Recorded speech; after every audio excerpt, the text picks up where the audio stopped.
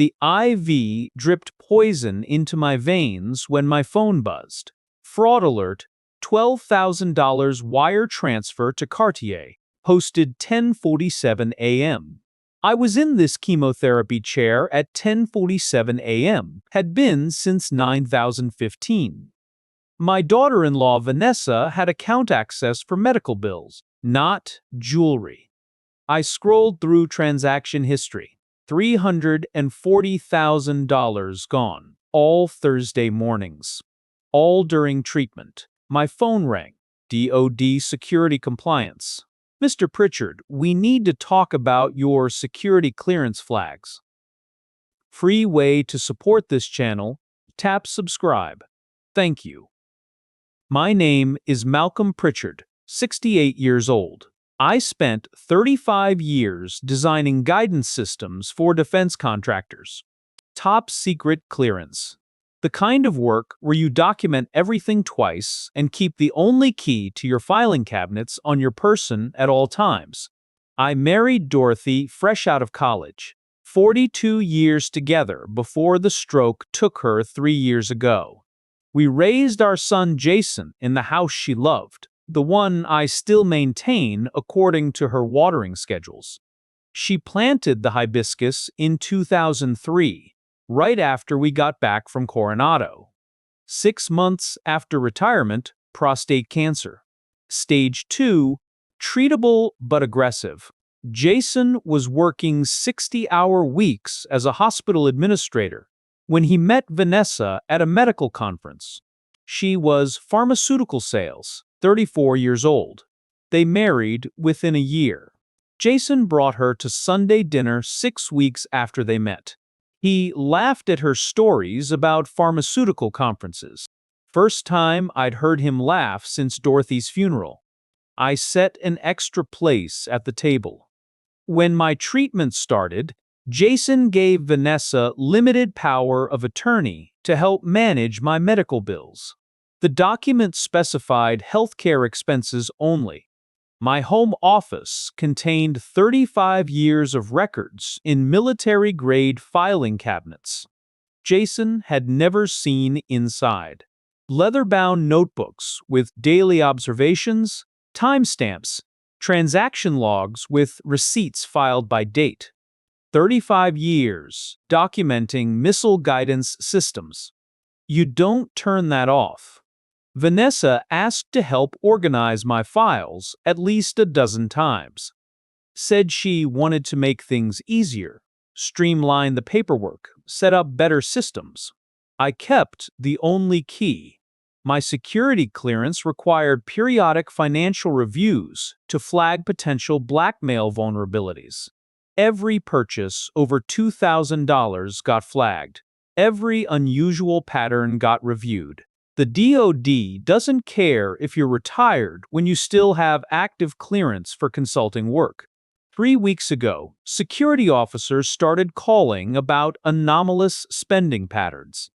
Luxury retailers, cash withdrawals, geographic clustering inconsistent with my 35-year financial profile. I told them I'd look into it. Then came Bethany Morrison's discovery at Christmas dinner. And the anomalies had a name. The Cancer Treatment Center waiting room had floor-to-ceiling windows. Vanessa performed there, asking loud questions about my comfort while checking her phone.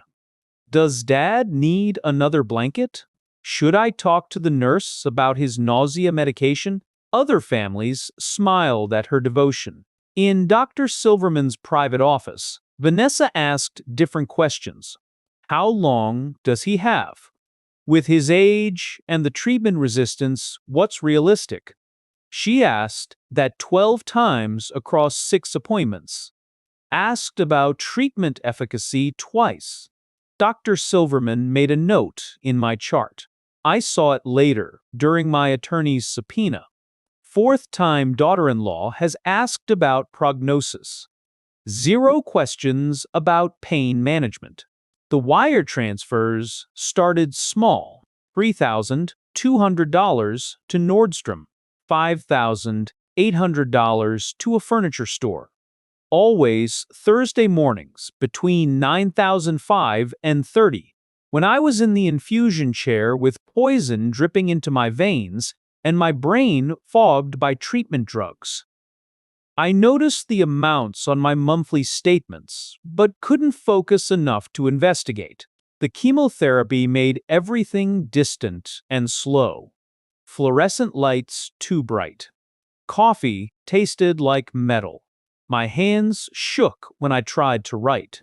By month 11, she'd moved $340,000. She leased a downtown penthouse under her maiden name, Kovac, told the leasing agent she was a pharmaceutical consultant, showed fabricated income projections. First, last, and security deposit, $12,600. Hosted during my March infusion. The apartment had a walk-in closet larger than my bedroom. She filled it with designer clothing still bearing tags. Hermes handbags, Cartier jewelry, a restoration hardware sectional, hardcover bestsellers she'd never read, but arranged on floating shelves facing the entry. $89,000 in luxury goods. The FBI would inventory every item later. At my house, she suggested I consider hospice care. Said we needed to discuss quality of life versus prolonging the inevitable. Touched Jason's arm when she said, "We." Bethany Morrison coordinated neighborhood meal trains. She'd been Dorothy's closest friend for 23 years.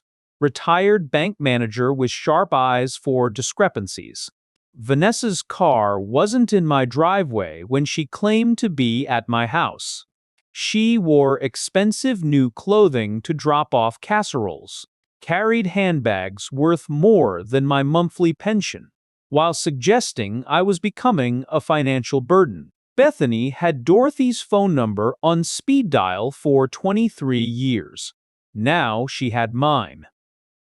I prepared Dorothy's Christmas menu following her handwritten recipe cards. Hot roast, scalloped potatoes, green bean casserole, rolls. The pot roast smelled like her kitchen. My hands shook, measuring the beef stock. 16 ounces, not 15. I'd lost 34 pounds from chemotherapy. My wedding ring slid loose on my finger. Jason arrived on time. Vanessa came 90 minutes late, wearing a diamond tennis bracelet that caught the candlelight. Bethany Morrison noticed it immediately. During dinner, Vanessa touched Jason's arm and suggested I should face reality about my prognosis. Keeping this big house is impractical for someone in his condition. Maybe assisted living would be better. Let the family handle things properly. She used "we" constantly. The bracelet sparkled when she gestured. After dinner, Bethany offered to help organize my medical bills. We went to my office, and she spread bank statements across my oak desk. Malcolm, this Cartier charge. December 3rd, $12,000. That's the bracelet she's wearing. I pulled up my treatment calendar. Thursday, December 5th, chemotherapy infusion, 9:15 a.m. to 1:30 p.m. The wire transfer posted at 10:47 a.m. Bethany's retired bank manager instincts took over. She cross-referenced 3 months of statements, color-coding transactions with highlighters from my desk drawer. 47 wire transfers. $340,000 total. Every single one posted Thursday morning during my treatment schedule. Geographic clustering showed luxury retailers in the downtown area. Temporal analysis proved the timing pattern. I'd been getting calls from DOD security for 3 weeks about anomalous spending. I'd told them I'd look into it. Now Bethany was showing me exactly what they'd been flagging. I sat in my office chair surrounded by 35 years of classified documentation systems, looking at proof my daughter-in-law had been draining my retirement while I was getting poison pumped into my veins. My voice went quiet and clipped. Anomalies don't explain themselves away. When the data doesn't match the pattern, you find out why. I opened my leather-bound notebook and began documenting with timestamps and witness names. The same methodology I'd used for 35 years of classified defense work. Evidence, properly organized, tells its own story. Rita Chen arrived at my house the next morning with forensic software used by FBI accountants. We'd worked together for 12 years auditing defense contractors. She knew my documentation standards, knew I didn't call unless the data was solid. Show me what you have. I handed her 8 months of bank statements, credit card records, transaction logs. Everything organized in color-coded folders. She set up dual monitors on my desk and began ingesting the data. The software mapped money flows in red lines, clustered patterns in geographic heat maps, flagged each anomaly with timestamps. Geographic clustering appeared first. Red pins marking luxury retailers, all within a 3-block radius of downtown, the same area where Vanessa had leased her penthouse under the name Kovac. Then temporal correlation. Blue marks for wire transfers, green marks for my chemotherapy schedule. Perfect overlap. Every single transaction posted between 9:15 a.m. and 1:30 p.m. on Thursdays. She waited until you were physically incapacitated, Rita said. This isn't opportunistic theft. This is methodology. My security clearance monitoring had been flagging the purchases for 3 weeks. DOD officers calling about blackmail vulnerabilities, foreign contacts, unexplained wealth. The framework designed to prevent espionage had instead detected domestic predation. Rita's elder exploitation network maintained databases of known offenders, sealed family court cases, pattern analysis across jurisdictions. 40 minutes. Rita turned her laptop toward me. Mary Ellen Hartley, Estate, Phoenix, 2019. Grandfather with dementia. $180,000 missing over 14 months. Family suspected granddaughter Vanessa Kovac, but couldn't prove it before he died. The spending pattern was identical. Luxury retailers, cash withdrawals, apartment lease under maiden name. Same velocity, same escalation rhythm, same category selection. Malcolm, this elevates everything to federal pattern charges. Elder Justice Act, wire fraud across state lines, continuing criminal enterprise. She called FBI Special Agent Torres on encrypted line. I listened as she presented the case. 2 victims, 2 states, identical methodology, $520,000 total theft. Torres obtained the sealed Phoenix documents within hours. Vanessa had moved to our state 6 months after her grandfather's death, when family pressure intensified. We've been looking for pattern offenders like this, Torres said. Your documentation just gave us everything we need. Torres paused. How soon can you get to a mediation session? Vanessa requested court-appointed family mediation with Charles Graymont to discuss my diminished capacity. She told Jason we needed to create a legal record, pursue full guardianship. Jason had taken personal time from the hospital for the mediation. He agreed to avoid conflict. He had no idea my attorney had already briefed Graymont that the session was a documented evidence-gathering trap with FBI agents waiting outside. The conference room had recording equipment, comfortable chairs arranged in a circle, one-way observation window. Vanessa performed her sympathetic caregiver persona. Soft voice, touching Jason's arm, using "we" constantly. Malcolm's cancer treatment has affected his judgment. He's making paranoid accusations about finances, getting confused about normal family expenses. We're concerned about his capacity to make medical and financial decisions. I sat quietly, opened my notebook, wrote 3 words: timeline, geography, pattern. Graymont asked procedural questions, ensuring everything was recorded.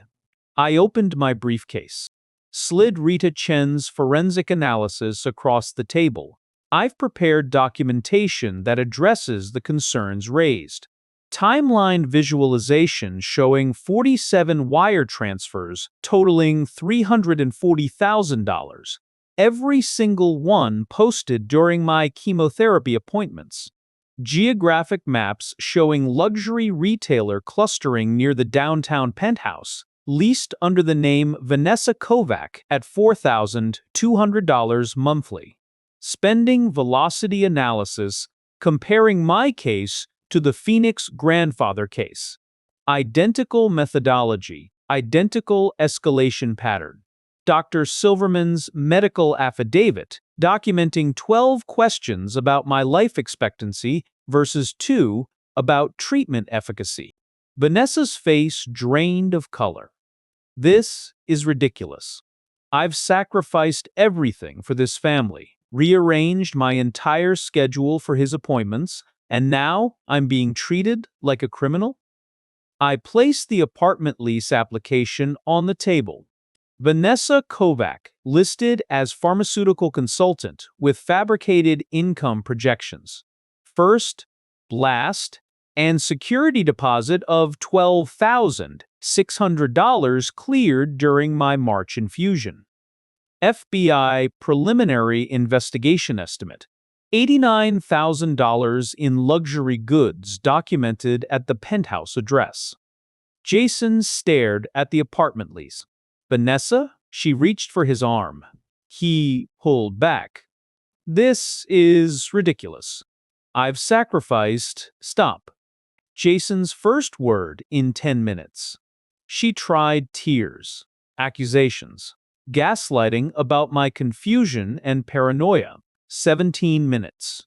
The recording showed every second, her voice rising, her hand movements accelerating, her story changing 3 times. FBI Special Agent Torres entered with an arrest warrant. Torres read Vanessa her Miranda rights in the conference room while Graymont's recording equipment captured everything. Federal wire fraud. Elder financial exploitation under the Elder Justice Act. Pattern criminal enterprise spanning 2 states and 2 victims. Mandatory minimum sentences. Asset forfeiture provisions. Torres executed a search warrant on the downtown penthouse that afternoon. Forensic teams photographed and tagged $89,000 in luxury goods purchased with stolen funds. Designer clothing, jewelry, furniture. The lease application with fabricated income became additional fraud charges. Within 48 hours, Jason filed for divorce and moved back into my house. By the end of the week, the hospital had placed him on administrative leave pending ethics review. His wife had exploited a cancer patient while he held power of attorney, creating liability exposure for the medical center. 2 weeks later, Torres provided the detailed inventory from the search warrant. Forensic teams cataloged every item. Hermes handbags, $8,400. Cartier jewelry, $23,600. Restoration hardware sectional, $12,800. Designer clothing still bearing tags, $43,310. Hardcover books arranged on floating shelves, $890. The penthouse lease under the name Kovac, monthly rent, $4,200, became evidence of institutional fraud. The application listed fabricated income as pharmaceutical consultant. Vanessa's pharmaceutical sales network evaporated when her arrest became public. Professional contacts built on charm and image collapsed when she became a federal defendant. Bethany Morrison and 23 years of neighborhood relationships provided corroborating testimony. Vanessa's expensive clothing, luxury SUV, suggestions that I should simplify my affairs. Community witnesses who'd watched her performance versus her reality. Dr. Silverman testified as expert medical witness about her pattern of prognosis questions versus treatment questions, establishing timeline calculations and predatory intent. The federal prosecutor offered a plea deal 30 days after arrest, 8 years federal prison, full restitution of $340,000 plus $180,000 from the grandfather case, permanent prohibition from serving as caregiver or holding power of attorney. Vanessa's attorney reviewed the evidence.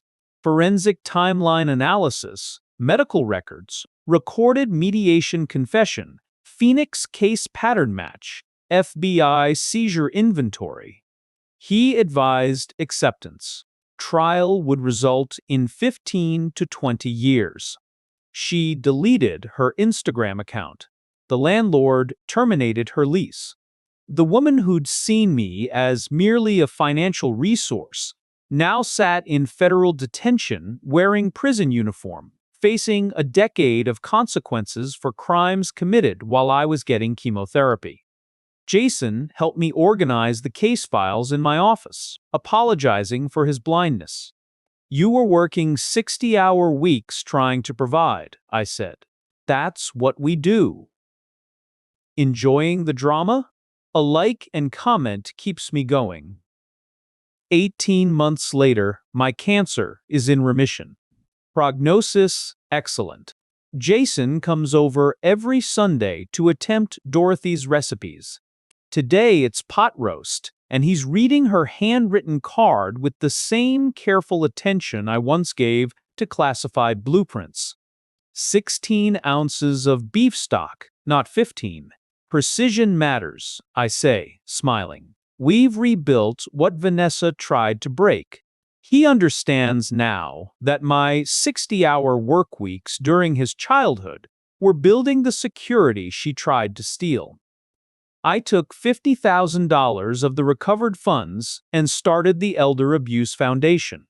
Rita Chen's forensic firm partners with us, offering sliding-scale investigation services to exploitation victims who lack my professional network. We train medical staff to recognize predatory caregiver behaviors, questions about prognosis over treatment, financial access requests during patient vulnerability, suggestions about simplifying affairs. I serve as board president and public face, sharing my story at community presentations and legislative hearings.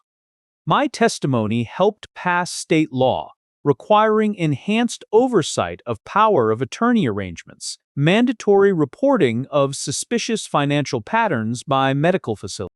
Bethany Morrison still brings casseroles, but now she's celebrating vindication rather than worrying about my vulnerability. I sit in my home office, surrounded by 35 years of documentation system. Leather-bound notebooks now include the investigation that saved what I'd built. Dorothy's gardens bloom on schedule outside my window, the hibiscus needing exactly 16 ounces of water just as I calculated. The antique slide rules in their glass cases represent a life built through precision and integrity. My final notebook entry reads, "What they taught us in clearance training proved true. Anomalies don't explain themselves away. When the data doesn't match the pattern, you investigate." Vanessa saw a cancer patient. Federal prosecutors saw a pattern offender. I saw what I've always seen, evidence. And evidence, properly documented, always tells the truth. I close the notebook, fountain pen clicking shut with an engineer's precision.